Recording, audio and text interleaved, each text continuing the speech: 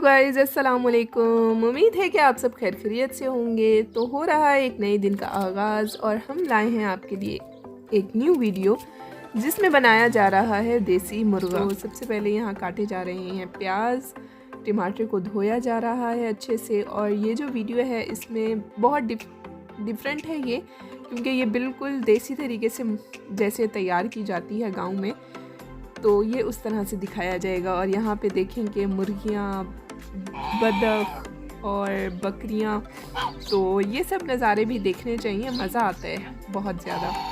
तो मैंने कहा आपको मैं छोटे छोटे से ये क्लिप्स भी मैं ऐड करती गई वीडियो में। तो जी ये है हरा लहसुन जो मैंने आपको पिछली वीडियो में दिखाया था, जो हम अपनी ज़मीनों से लेके आए थे।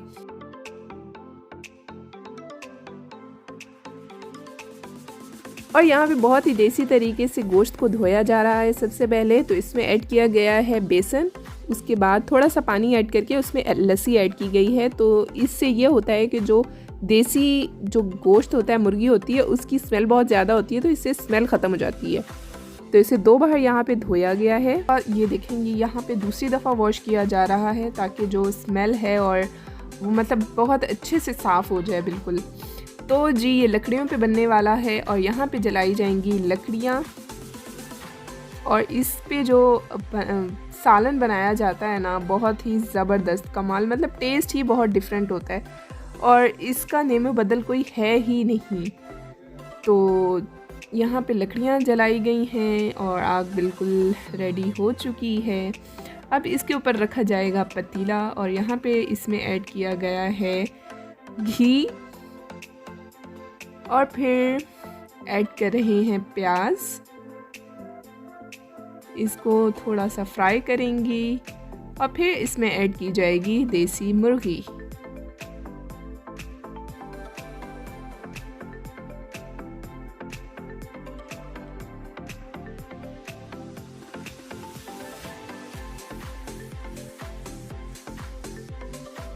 गोश्त को बहुत अच्छे तरीके से धो लिया गया है और यहाँ पे इसमें इसको ऐड किया जाएगा और इसको अच्छे से फ्राई किया जाएगा।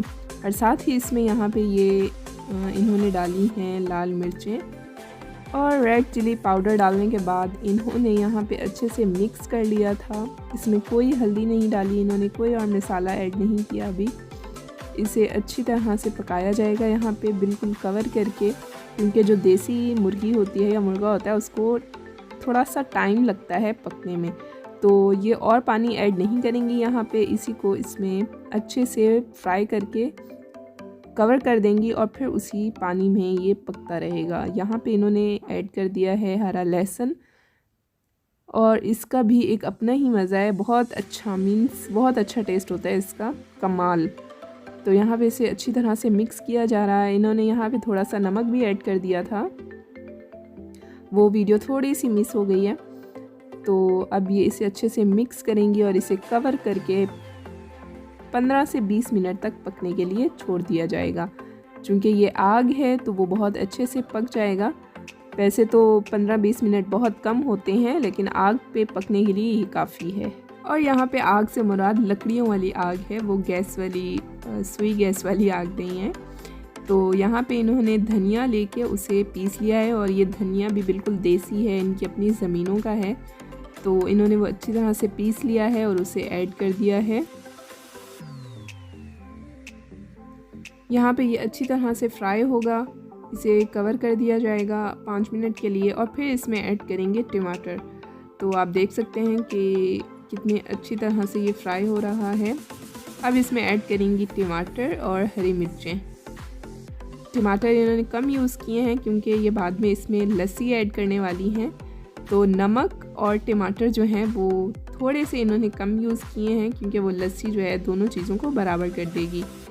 तो अब ये यहाँ पे टमाटर शामिल करने के बाद इन्होंने बहुत अच्छे से इसे भून लिया है और इसमें ये ऐड कर रही हैं आलू।